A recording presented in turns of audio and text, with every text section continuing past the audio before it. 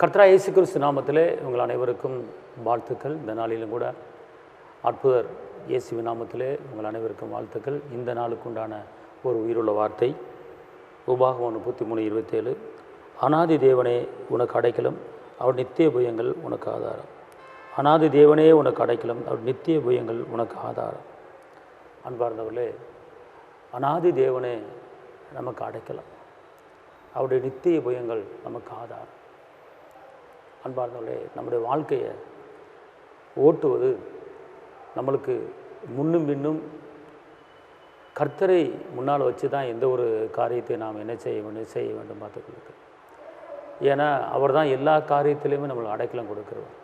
அடைக்கலம் என்பது ஒரு பிரச்சனை இல்லாமல், போராட்டம் இல்லாமல், கடல் அலை இல்லாமல், ஒரு அமைதியை கொடுத்து ஒரு பாதுகாப்பாக இருக்கிறதுக்கு பேர் தான் அடைக்கலம் பார்த்துக்கொள்ளும்.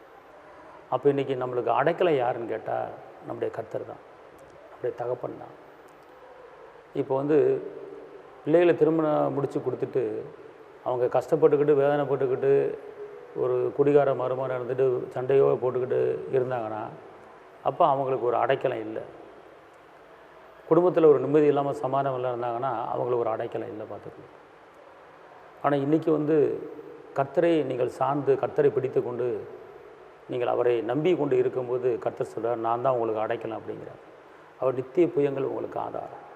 அதாவது அவரை ஆதாரமாக வச்சு நம்ம வாழ்க்கையை ஓட்டணும். நம்மளுக்கு முன்மாதிரி இயேசு. வேதத்தை நீங்கள் படிக்கும்போது எத்தனையோ எடுத்துக்காட்டு கொடுக்கப்பட்டிருக்கிறது, எத்தனையோ அற்புதங்கள் நடந்திருக்கிறது, எத்தனையோ அதிசயங்கள் நடந்திருக்கிறது. அதை நாம் ஆதாரமாக வைத்து அதை ஒரு சாட்சியாக வைத்து நாம் வாழ்க்கையை ஓட்டும்போது கர்த்தர் நமக்கு அடைக்கலமாக வந்து விடுவார் பார்த்துக்கணும். வேதத்தில் எத்தனையோ சம்பவங்கள் எழுதப்பட்டிருக்கிறது, எத்தனையோ வாக்குத்தத்தங்களை கொடுக்குறது, எத்தனை வாக்குத்தத்தங்களை படிக்கணும். அதை நீங்கள் முன்னால் வச்சு நீங்கள் அதை தியானிக்கும் போது பார்த்துக்கொள்ளுங்க, நமக்கு ஒரு அடைக்கலம் வந்து விடுவார் பார்த்துக்கொள்ளுங்க. கடன் பிரச்சனை உள்ளவருக்கு கடன் அடைப்பதுக்கு சம்பவங்கள் இருக்கிறது. வரி கட்டுவதுக்கு கட்டாமல் இருக்க பணம் எப்படி வந்துச்சு அதுக்கு சம்பவங்கள் இருக்கிறது. பலவீனத்திலிருந்து பலனை பெற்றுக்கொள்வதற்கு அதுக்கு சம்பவங்கள் இருக்கிறது. செத்த பிரேதங்கள் எப்படி உயிரோடு எழும்பின அப்படி சம்பவங்கள் இருக்கிறது. அப்போ இப்படிப்பட்ட காரியங்களை நீங்கள் வேதத்தில் படிக்கும்போது அதை நீங்கள் ஆதாரமாக வச்சு அதை ஒரு முன் சாட்சியை வச்சு நீங்கள் வாழ்க்கையை ஓட்டும்போது கர்த்தர் உங்களுக்கு அடைக்கலமாக இருப்பார்.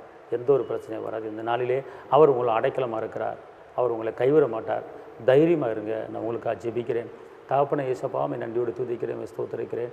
உன்னதரை துதிக்கிறேன், உயர்ந்தவரை துதிக்கிறேன், அதிசயமானவரை துதிக்கிறேன், வெற்றி வேந்தனை துதிக்கிறேன். இந்த நாளிலே ஆண்டவரை நீரே எங்களுக்கு அடைக்கலாம், நீரே ஆண்டவரை கர்த்தாவே எங்களுக்கு பலன், நீரே எங்களுக்கு கோட்டை தகப்பனை. இந்த நாளிலும் கூட உங்களுடைய அற்புத கரம், உடைய அதிசய கரம், உடைய கிருபின் கரம், உடைய பலத்தின் கரம், உடைய வல்லமையின் கரம் கூட இருப்பதாக உடைய இரத்த கோட்டைகள் எங்களை மறைத்துக் கொள்ளுங்கள். இந்த நிகழ்ச்சியை பார்க்குற, இந்த வார்த்தையை கேட்குற ஒவ்வொரு குடும்பத்திலும் தேவ சமாதானம் கடந்து வரட்டும், தேவ கிருபை கடந்து வரட்டும், தேவ மகிமை கடந்து வரட்டும், தேவ பலன் கடந்து வரட்டும். இரத்தத்தின் வல்லமை கூட இருப்பதாக, பாதுகாப்பின் வல்லமை கூட இருப்பதாக, சுகத்தின் வல்லமை கூட இருப்பதாக, எல்லா தேவைகள் ஒவ்வொரு குடும்பத்தையும் சந்திக்கப்படுவதாக காத்துக்கொள்ளுங்க. ஆசீர்வதிங்க இயேசுவின் நாமத்தில் பிதாவே, ஆமாம். கர்த்தர் உங்களை ஆசீர்வதிப்பார். தேவனுக்கு மகிமை. ஹல்லேலூயா.